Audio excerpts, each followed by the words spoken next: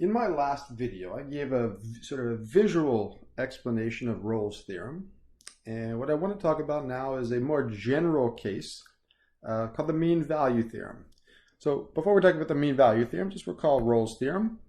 And Rolle's theorem said that on a closed interval a to b, if the function is continuous from a to b and differentiable between a and b, and furthermore, if the y value when x is equal to a and the y value when x is equal to b are the same number, then somewhere between a and b there's a horizontal tangent line, or a value where the derivative is equal to 0, and we're using c to be that x value. So here, if this is c approximately right there, then that is f of c, and f prime of c is equal to 0. So that's what Rolle's theorem tells us. The existence of this number c between a and b, where the graph has a horizontal tangent line, or the derivative at c is equal to 0.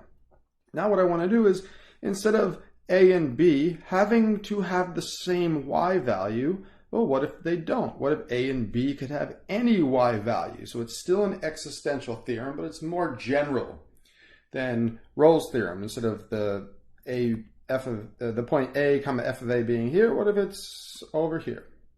Okay, so let me erase this and let's talk about the mean value theorem.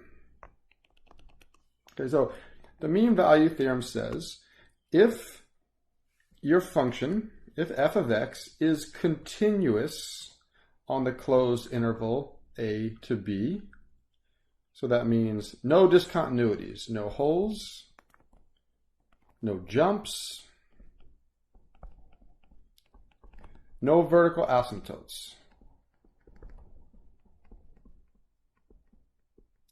and differentiable between a and b, or on the open interval a to b, and that means no sharp corners.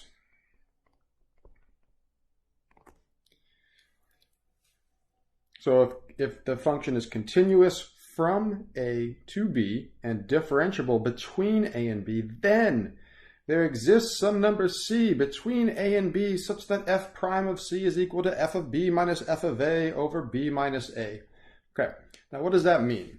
So let's focus on this part right here. This f of b minus f of a over b minus a. All right, so let's say here's the beginning of your interval. So that's a comma f of a. And here's the end of your interval. And let's put this point up here. F of a and f of b don't have to be the same number, so f of b is up here. Okay, so we have this point, a comma f of a, and we have this point, b comma f of b. And well, now what's the slope of the line between these 2 points? That's the secant line. Well, our formula for slope is y2 minus y1 over x2 minus x1. That's the slope of a line. Well, the derivative is the slope of the tangent line. So the slope of the secant line, well, let's apply this formula to these 2 points, y minus y over x minus x. So instead of using x and y, let's use function notation, x and f of x. So y minus y, so the y value would be f of b minus the other y value, which is f of a, and that's divided by the x value, which would be b, minus the other x value, which would be a. Okay, so that is the slope of the secant line between a and b. Remember, a secant line is the line that connects 2 points on a graph, And the slope of the secant line is also called the difference quotient, f of b. Oh, no, sorry. Yeah, well, in this form, it's not the difference quotient, but it is also called the difference quotient, f of b minus f of a over b minus a. Now, can we connect these 2 points in such a way that there's no discontinuities, no holes, no jumps, no vertical asymptotes, and also no sharp corners? That ensures that the function is both continuous from a to b and differentiable between a and b. Well, no matter how you do it, no matter how you connect these 2 points, somewhere on that graph, there's going to be a place, let's say maybe right about here, where if you draw the tangent line, it has the same slope as the secant line, and that would be the value of c that's referenced in the mean value theorem. So c is the x value where the slope of the tangent line is equal to the slope of the secant line, or the slope of the line connecting the endpoints of the graph on this closed interval. And that's what the mean value theorem says. Somewhere, and again, I call this an existential theorem because it doesn't tell you what that number is or how to find that number. It just tells you there exists a number c. And at x is equal to c, the slope of the tangent line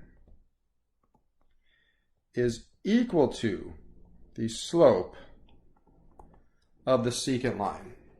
Okay, and that's it. That's what the mean value theorem says. Somewhere between a and b, there exists a place on the graph that has a tangent line with a slope equal to the slope of the line connecting the endpoints. And now if you pause this video and you